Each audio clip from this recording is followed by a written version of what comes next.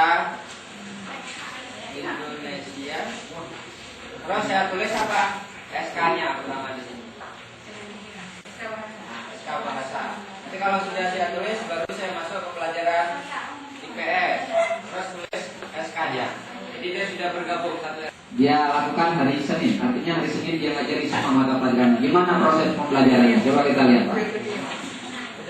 Berdoa bersama.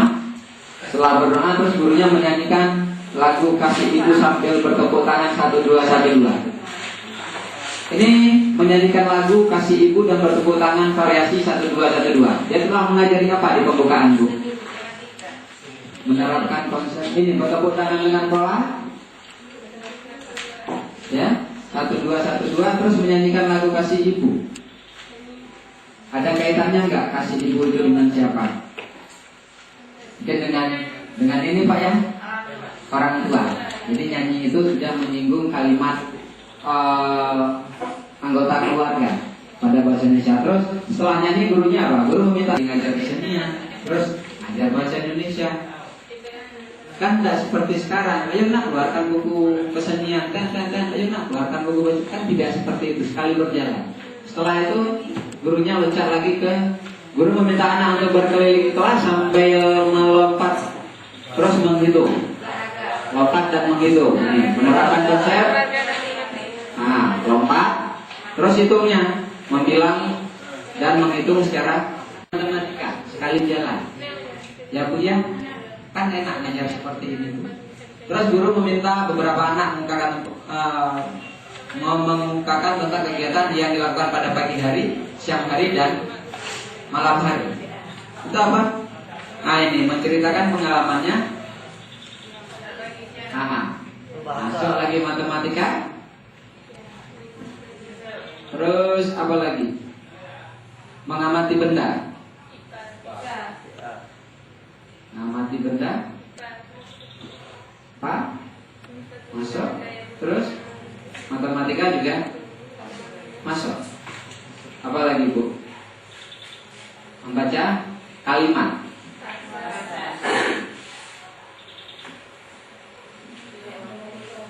Ini bentuk huruf Bu ya. Dan seterusnya. Sudah kan Bu? Yang di sini tadi guru meminta anak untuk menyebutkan identitas dirinya, yang di IPS menyebutkan nama lengkap dan nama panggilan. Selesai bukan? Satu hari kan jalannya kan? Semua pelajaran diajar, itulah caranya. Yang kemarin mungkin bingung gimana ngajar seluruh mata pelajaran dalam satu hari, ya seperti ini. Nanti kalau ternyata di sininya bunyi tet keluar main-main, ya udah keluar main-main. Mungkin sampai sini stepnya keluar main-main. Masuk langsung masuk ke sini. Kan enggak soal kan? Ya Pak ya, nggak bingung lagi Pak kan? Nah, sudah Bu ya, kita mau buat RPP yang seperti ini. Tapi sayangnya tematis seperti ini kan mungkin kalau dibawa pulang belum laku.